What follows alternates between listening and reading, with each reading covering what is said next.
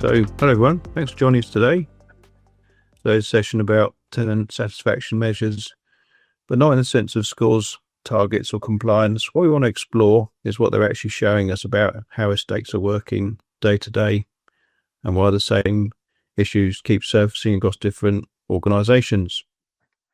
We're hearing consistently things like communal areas, waste, safety, antisocial behaviour, not new problems, they're long-standing, visible issues that residents experience well before a survey lands in their inbox. So what I think they have done is make the issues harder to ignore, turning lived experience into something that boards, regulators and teams can see and measure. So today's about the framework itself. It's about what sits behind the scores, what the data is telling us operationally, strategically, and how organisations are beginning to respond. So we're going to look forward to hearing first from David, looking at why the communal areas matter at board level and why a planned approach beats reacting, late. And from Emily-Rae, looking at what neighbourhood management data is showing in practice. So keeping practical, leave plenty of time for discussion. So I said before, don't like doing a long introduction, so I'll hand straight over to David. Thank you, David. Okay, so good morning, everybody. It's really good to be here. My name is David Doan, and I've worked in the housing sector for well over 40 years now, which I still find amazing. I can honestly say that I enjoy what I do today as much as I ever have done. Over those 40 years, I've worked at a senior level, including being a director of housing for a London borough, a CEO of a housing association, and a board chair. Probably best known for being chief executive of a housing association called RHP, which I established from scratch from a stock transfer, and then over a 20-year period made into a really successful social landlord, which is known, I guess, at the time for really great customer service, for being an inspirational place to work, and for using technology in a really innovative way, and in particular, sort of leading the way around digital technology and digitalization of the sector. I left RHP about 3 years ago, and since then I've been pursuing a sort of portfolio type career, made up of board level work with housing associations, a national charity, and a number of commercial companies. Currently, I've got 4 active roles. So I'm chair of the board for Gateway Housing Association, which is a wonderful community-based provider working in Tower Hamlets, and providing board of advice for a number of commercial companies, including metroSTOR. And I've just taken on the role of chief executive of a for-profit provider called Major Housing Association.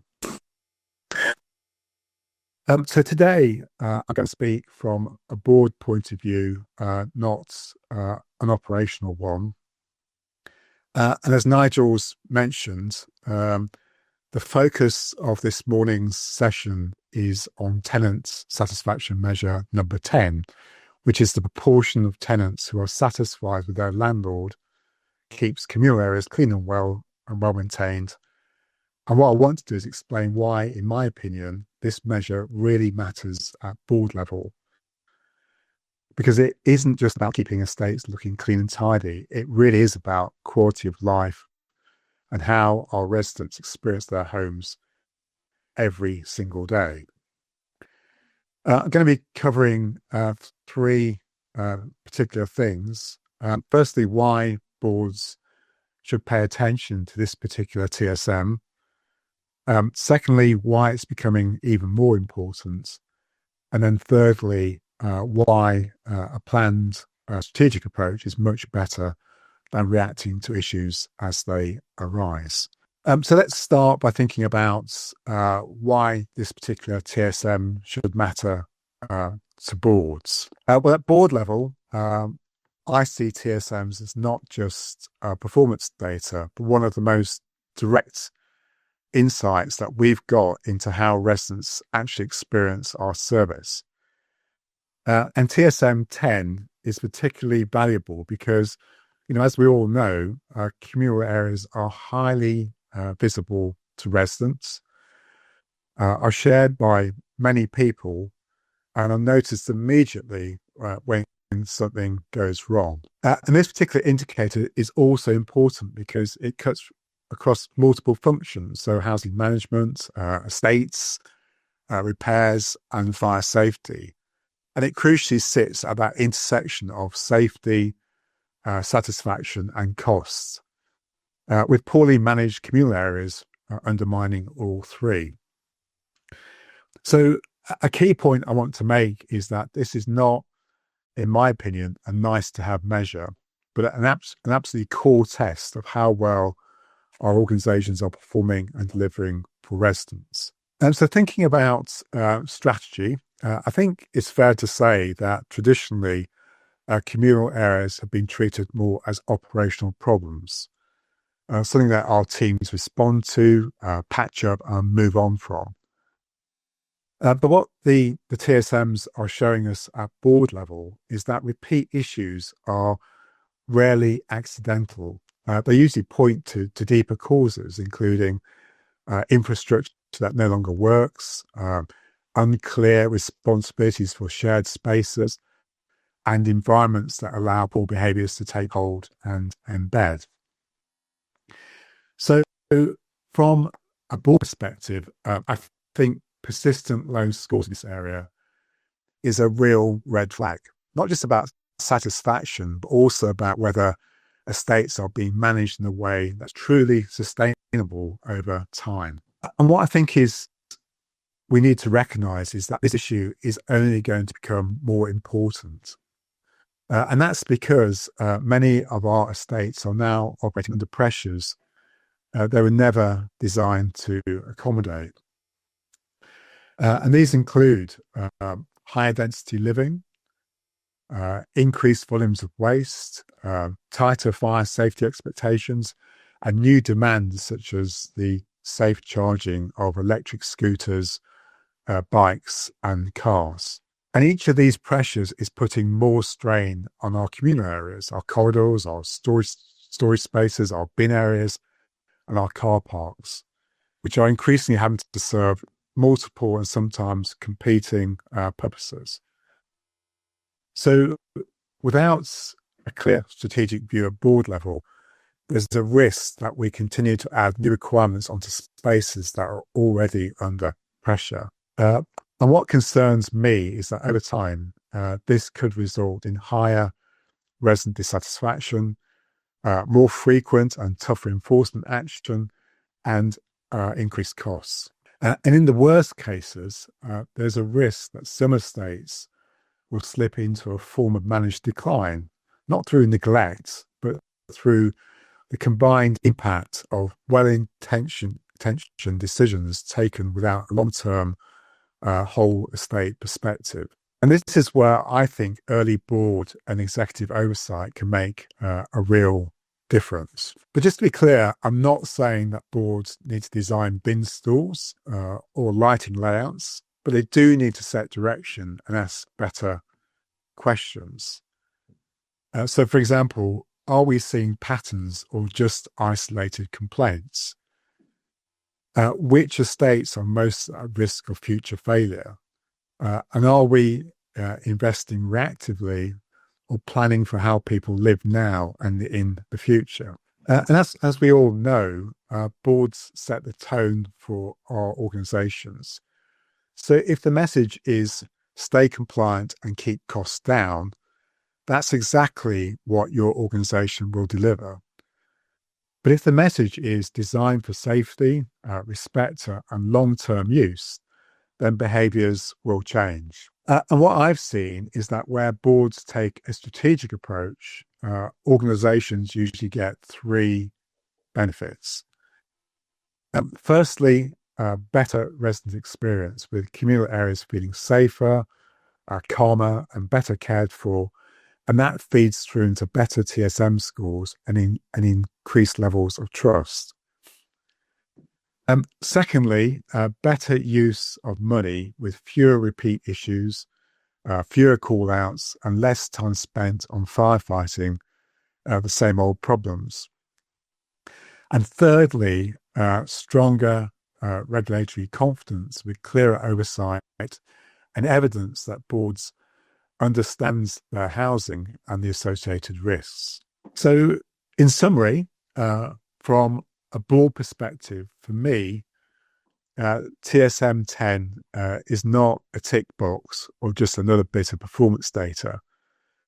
It's a clear sign about how well our estates are really working, both now and in the future. And what I believe is that the organisations that do well will be those that move from reactive fixes to planned intervention, those that treat communal areas as assets, not liabilities, and those that bring safety, satisfaction, and sustainability into a single strategic conversation in the boardroom. And that's where I see the real opportunity for boards. Thank you for listening to me. Really happy to answer any questions later on. But for now, I'll hand over to Emily-Rae. Thank you. Thanks, David. Morning, everyone.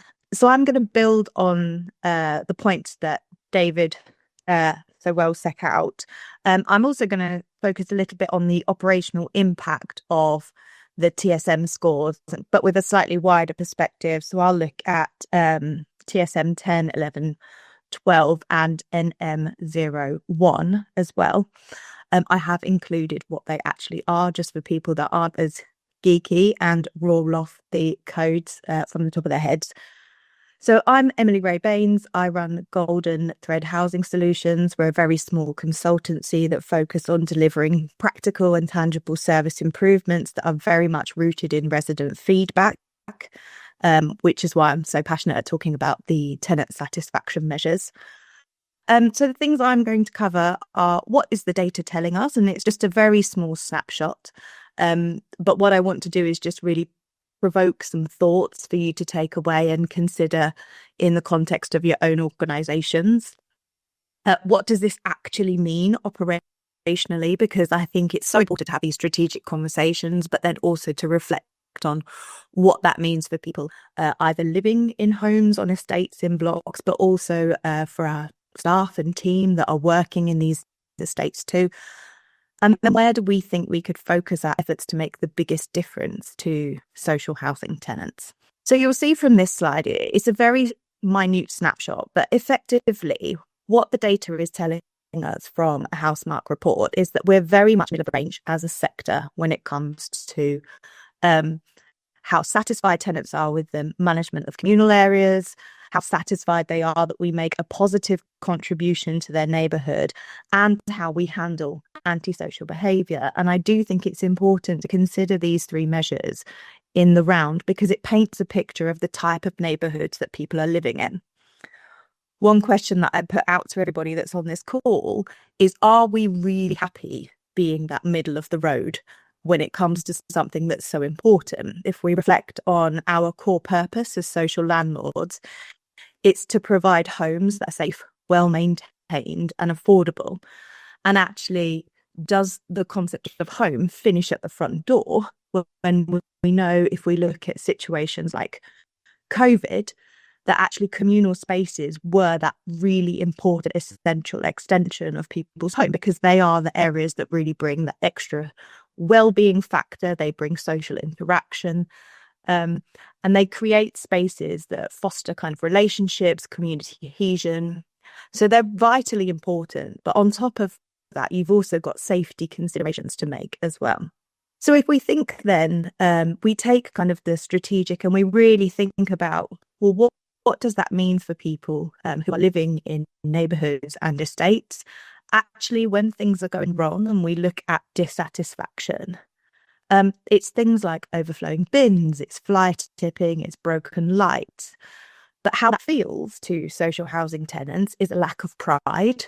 It's embarrassment to have people over. And there's also disillusionment about reporting issues. And we've seen that across a number of different studies and feedback outcomes within the sector.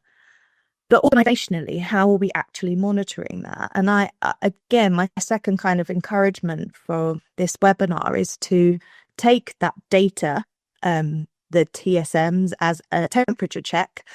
Certainly the feedback I've been hearing is it only really provides a snapshot. And yes, it does, but it's an important snapshot to have as a temperature check, and then for you to take away and show that professional curiosity of, well, what is actually going on in our organisation. So if we overlay things like complaints, service requests, missed bin collections, anecdotal information from housing officers, caretaking feedback, if you bring all of that together, actually you can really start to build a picture of what's going on in the estates and where should you be targeting investment.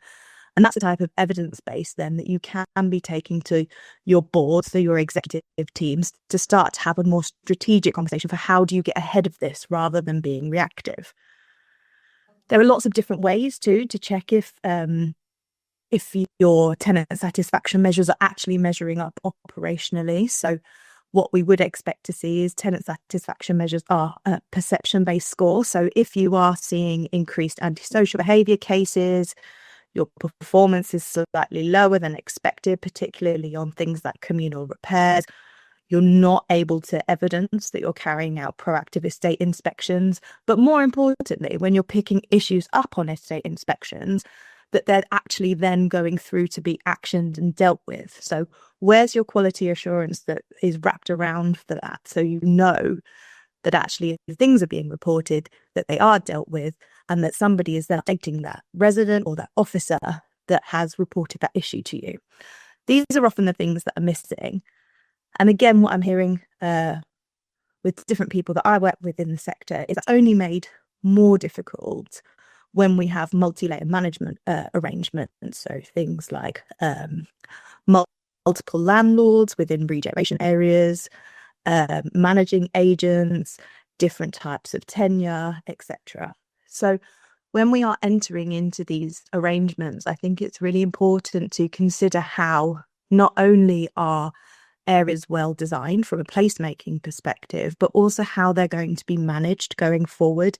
And again, it comes back to David's point about having that strategy and really setting that direction. Another point I would make on this is that I think there is a role for local government to play here. So there isn't just we are a social landlord in some cases role to play. I think local authorities, particularly those going through the local government reorganisation, really need to take the time to think about how placemaking presents itself operationally. What is the plan over the next 5 years? How are you going to ensure that estates and neighbourhoods either stay places that people want to use and enjoy, or that you are going to invest in so that you can get ahead of some of these issues that tenants are experiencing? So one thing that I did when I was head of housing at Brent was we were seeing a really big rise in service requests and complaints, particularly around waste management. And so we commissioned a full review of all blocks and all estates where there were communal bins. And the intention was to just review capacity. So is the level of capacity that should be allocated to that particular block or neighbourhood there? Is it present? Is it damaged? Is it being used? What's going on? And we completed this over a year. And then what we did was we actually set a longer term programme to start replacing both damaged and missing bins. Now, the interesting thing is just by replacing the bins, we saw a 27% increase in satisfaction. And I know it was a direct cause of the bin change because we surveyed tenants before and after, and all we did was ask them, how satisfied are you with us as a landlord? And there was a notable shift just by changing how we allowed them to dispose of waste, and then how we managed it going forward. Other success measures that we looked at were whether we had to request repeat bin collections because there had been failures. And we also monitored things like a reduction in pest control requests as well. So that's kind of a strong piece of evidence that I would encourage people to take away and consider doing. I certainly think taking a slightly longer term view of how you invest in your estates is the only way to start treating these tenant satisfaction measures in particular with a level of respect that we treat probably building safety measures and repairs measures.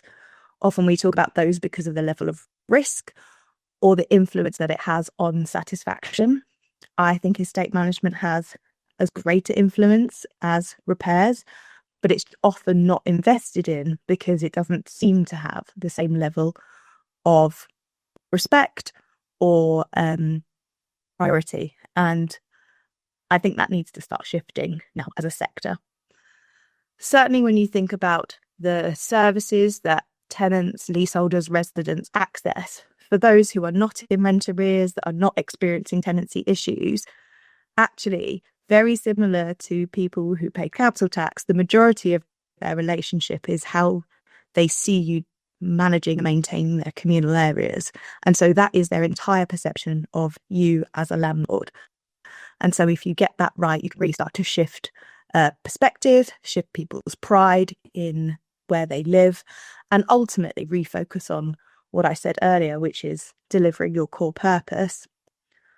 One last consideration I would put forward to everybody as well is when you think about the impact on people who are living on estates and feeling dissatisfied, quite rightly so too, actually when you start to then layer in things like equality and diversity, so different protected characteristics, we really start to see a picture of how all of these factors, pests, missed bins, e-scooters, all of this really starts to affect people's day-to-day lives.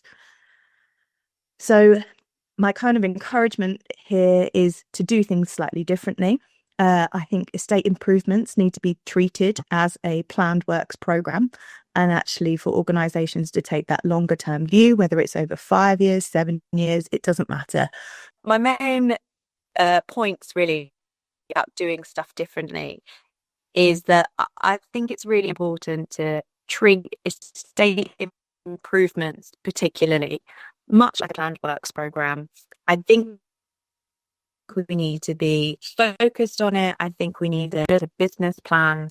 And I think we do need to set aside the resources to really investing in our estates, because they are an extension of home and they do carry their own risks, as they rightly said.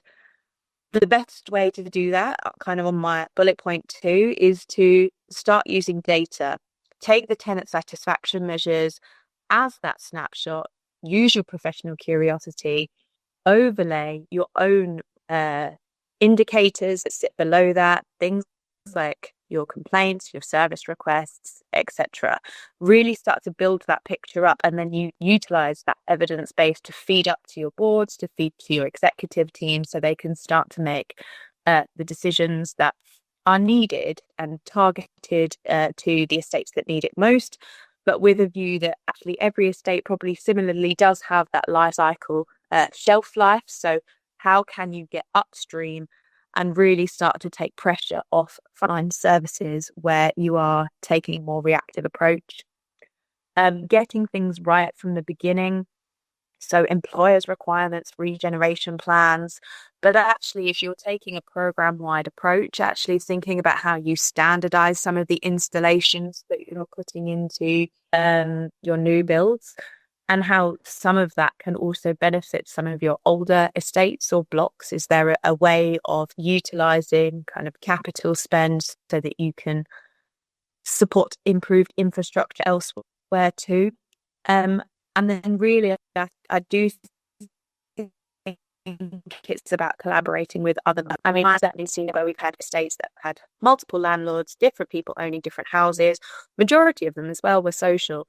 And actually, I brought everybody together and said, how can we pool our resources resources so that we can contribute to this neighbourhood. And we had our committee, but also how we look at infrastructure, how we start working our housing officers together so that they can be a regular contact, and really start to try and eliminate some of these boundary issues where it's kind of a, well, that's not on my side of the land, so I'll leave that for somebody else to deal with. It's about working together, because collectively as a sector, I don't think it is okay for us to feel happy with sitting at kind of 50-60% satisfaction when it comes to estate management.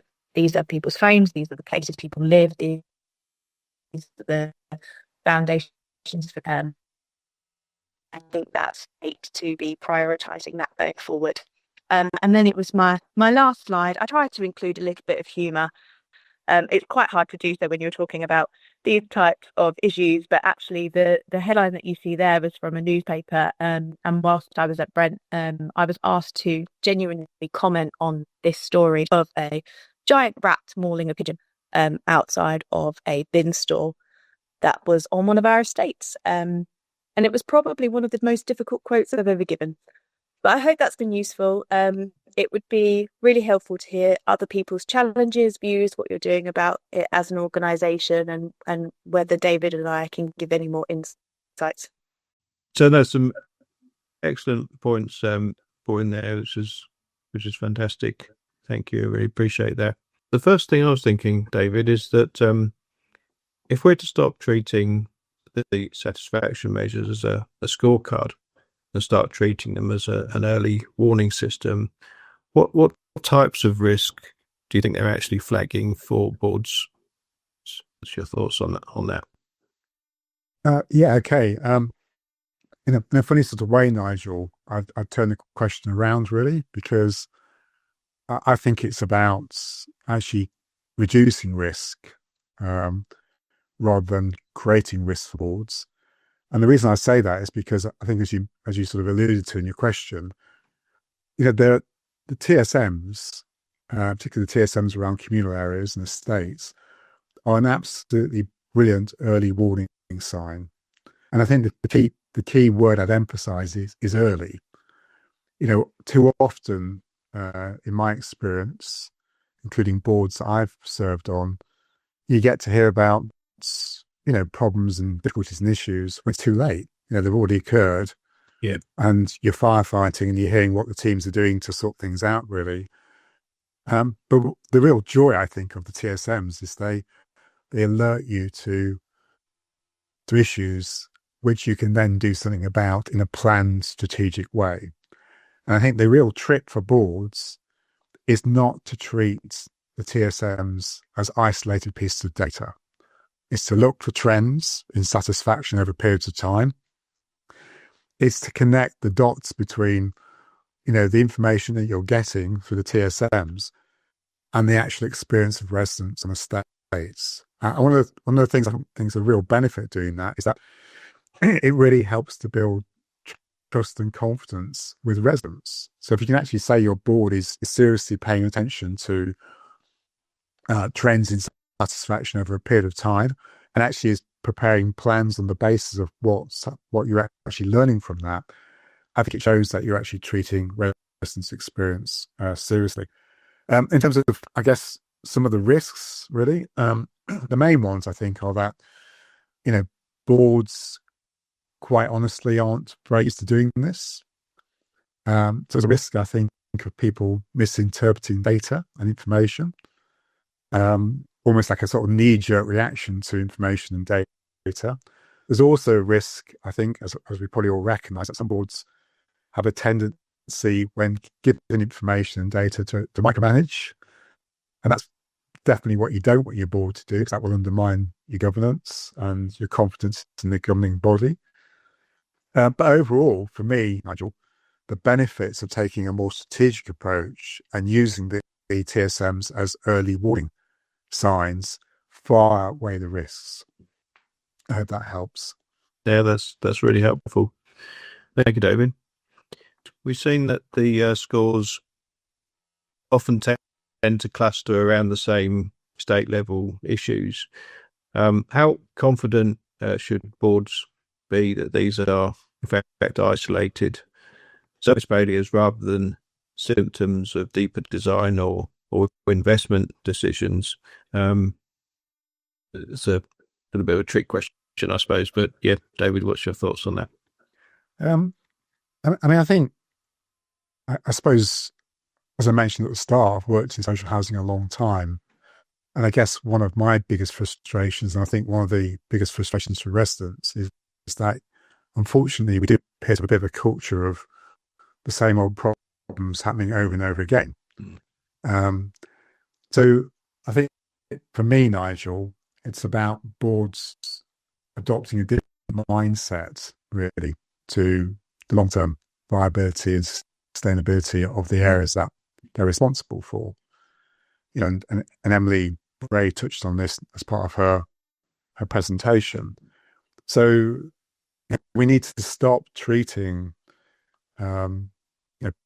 problems as sort of one-off issues and start connecting the dots, really, and start asking the questions about, where are the common themes, where are the trends behind this. We need to start thinking more strategically about the areas that we need to focus most attention upon. So not all of our estates and areas are going to require, a huge amount of input and investment, but some do. So we need to be clear about what those are, really.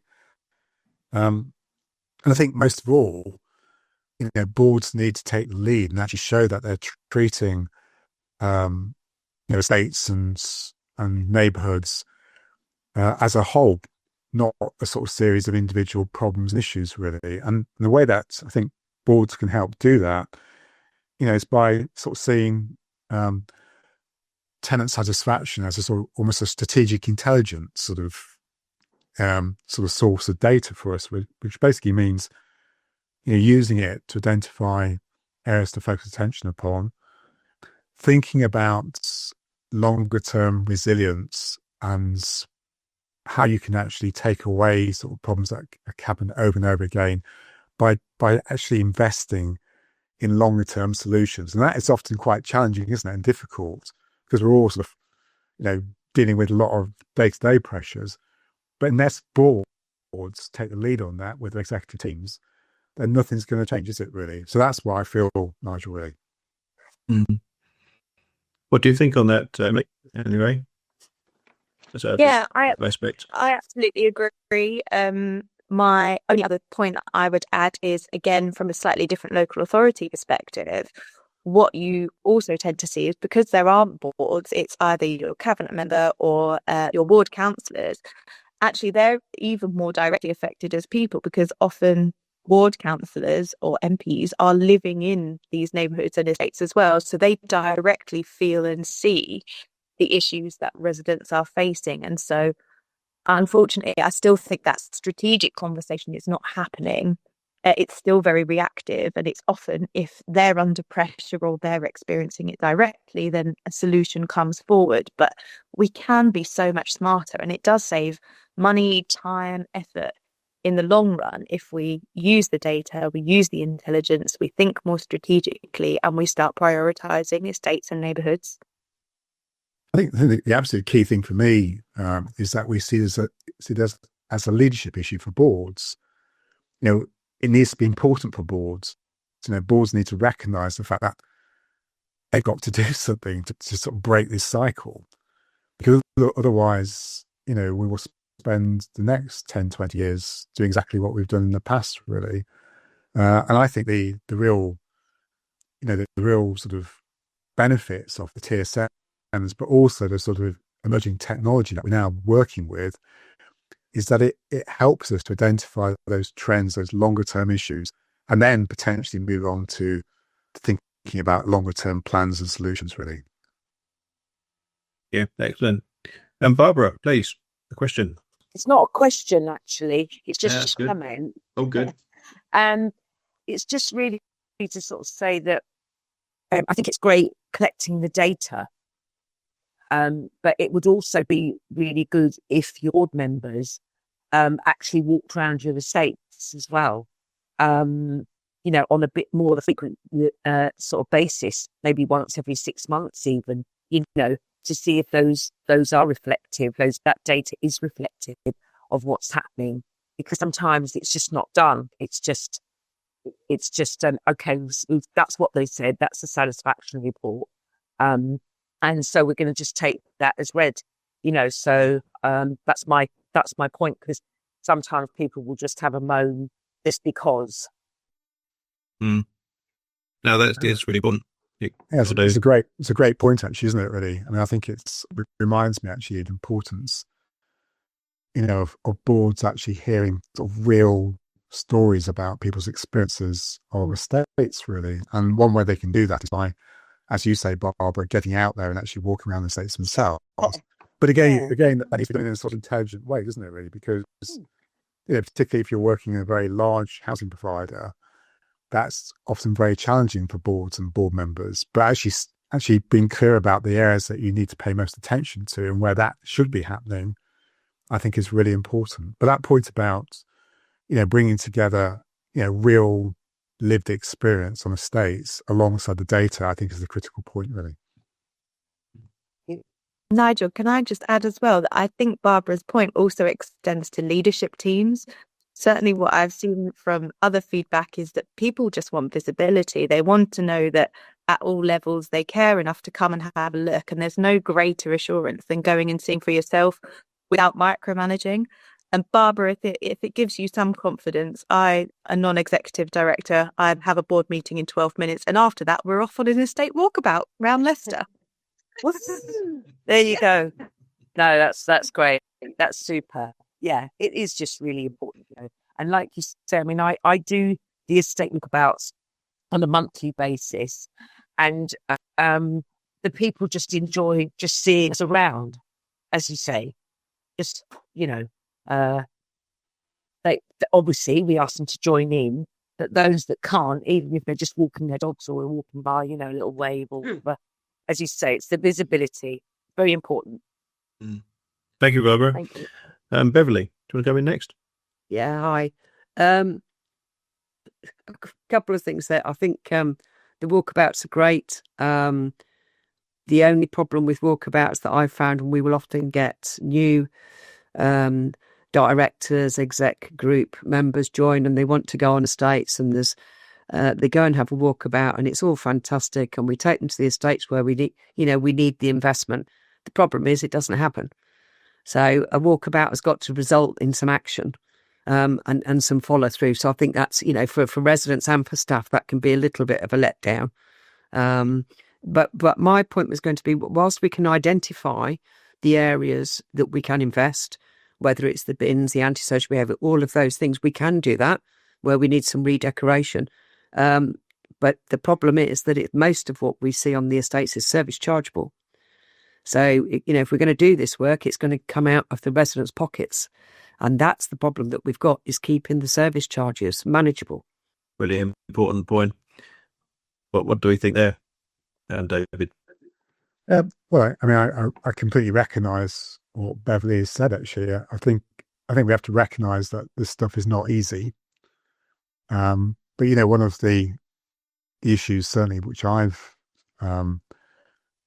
tried to challenge and ask questions about, really, is about value for money, isn't it, really? Because one of the best tests of value for money, actually, are the people who are paying for the work, really, the service charges or whatever, really.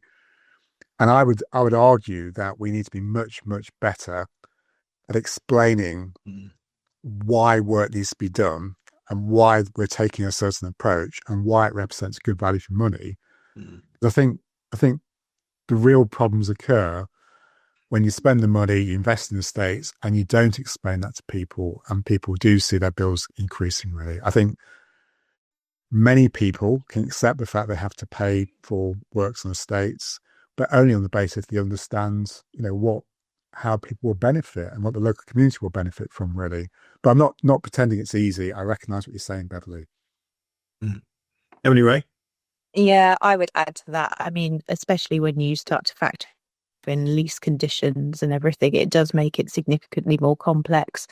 I think if you can identify areas with residents from the beginning, you have that conversation transparently about cost, but actually in some incidences where you are making estate improvements and getting upstream, it might be that the charge doesn't change too drastically. It's the actual cost of works that is the investment. And then that's probably a conversation for a board to have. Certainly what I would never advocate is that you charge social housing tenants to kind of benefit leaseholders, etc. But there is a balance to have, isn't there? And it's always about kind of what's the most ethical thing to do, where has the greatest good, and what do residents actually want to see. So not easy, but something to kind of take right down to grassroots and let residents have a full control of. We did it, very quickly in at the St Raph's estate in Brent, and antisocial behaviour really was something that was plaguing residents, some really awful situations happening down on estates. And actually the idea of being able to install CCTV gave them such great comfort. The extra charge didn't matter to them, but I know on other estates they absolutely did not. And I think some of that was our failing to be able to be transparent on other charges and give them confidence that we were only charging them what we absolutely needed to. I think also we all know, don't we, that the biggest source of complaints from many leaseholders in particular are when the same old problems happen over and over again, and people can't see value for money from what they're being charged, basically. So I would still argue that if we can demonstrate to residents that we are serious about taking a longer term strategic approach and eradicating the sort of the day-to-day problems and issues that keep arising, that there's a chance for us to actually win over the support of local people by doing that, really. Yeah, great points there. Thank you. Kirsty, please. I think my question is probably around how can we influence boards to prioritise this area? And also, when we're thinking about prioritising it, while some of it may be service chargeable, I think there's elements where we still need to resource people on the ground to manage and monitor. When obviously we've all got reduced budgets, conflicting priorities. So I suppose it's that question around how do we influence that? Great question. Okay. Do we go first, Emily-Rae? I'll go for you. I think you've got to take the time to build the case, haven't you? So you need to take all different types of perspectives, link it to the strategic objectives of the organisation, so you show that it is actually the direction that the board have already set. Start to show what the actual risks are, tangible risks. If we do not take action, this is what's going to happen and this is what you are liable for. Then do the human impact. So start to build those resident stories, use your complaints, use your resident feedback to just really build on that.